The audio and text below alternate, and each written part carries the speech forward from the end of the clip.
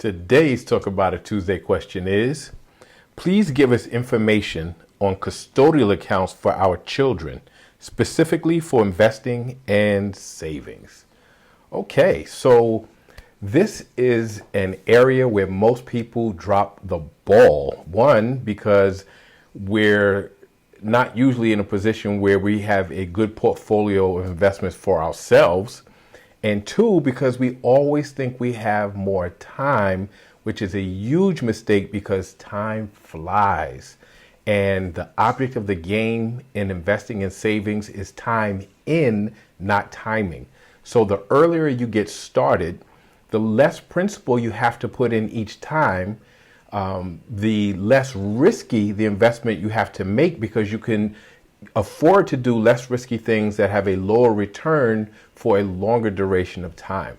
So it is important to start now. I don't care how young your child is. I don't even care how old your child is. You need to start now, because anything is better than nothing. Because at some point, there is an expectation that you will help for education, and this helps in terms of paying for college or trade school or a down payment on a first home or the cost of a wedding or the cost of the first car, or all these life things that your child, when they reach the age of majority, will have a huge expense coming for. So the question to ask for custodial accounts specifically. So what are they? There are two major types of custodial accounts.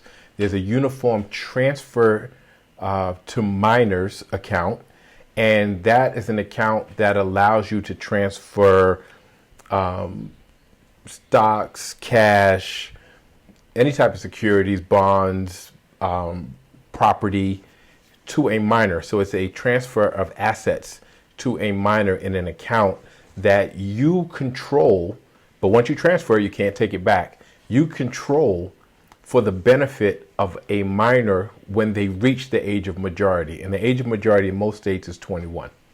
So at 21, the assets are turned over to their control. So it is a way to avoid creating a trust, because it's just an easier route than creating a trust, but a trust will do the same thing.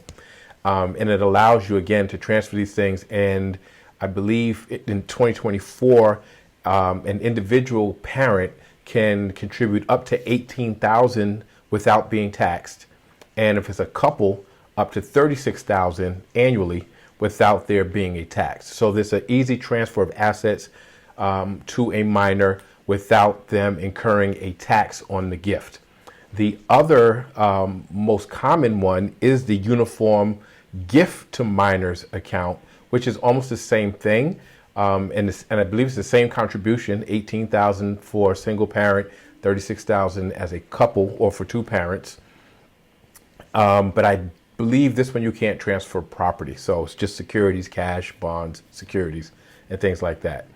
That is a great way to transfer assets, and you can control it. The issue is that when they reach the age of majority, they could get a huge sum of money that you no longer have say in what they do with it.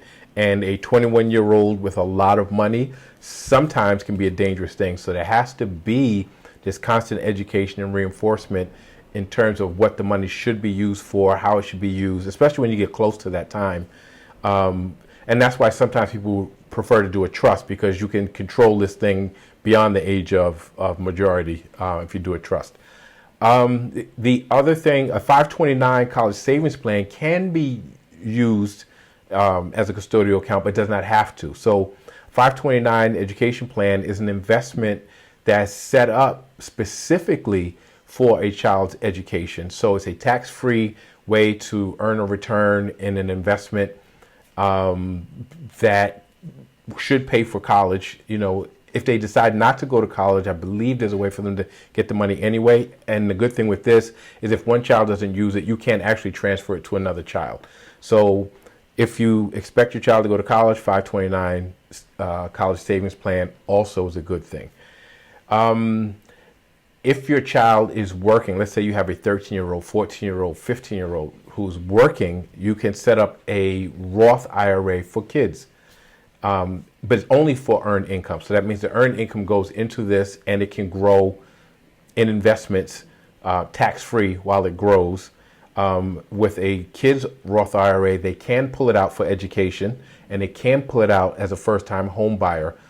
So it's also a good way, again, to protect money and have it grow. But that's only if they have earned income that you can do that. Setting up an index fund or savings bonds too. Let's talk about savings bonds. If they're really young, savings bonds, Series E, double E, or Series I, which hedges against inflation, are pretty good. They're stable, low return, but I believe the Series E will double in 20, I think it's 20 years. It's guaranteed to double whatever you put in it. If it's not 20, it's 25, but it's guaranteed to double. So by the time they reach the age of majority, whatever you put in there will have doubled at that point. But very stable, low return, and it's, again, a way to diversify your portfolio. You can do a high interest savings account or ladder CDs, and CDs are just a little bit different. The money is locked up, but with a ladder CD, it will transfer from whatever term this is to another one, to another one, to another one. And again, high interest savings when they're young, and that varies, right? It has a variable return based on what the interest rate is.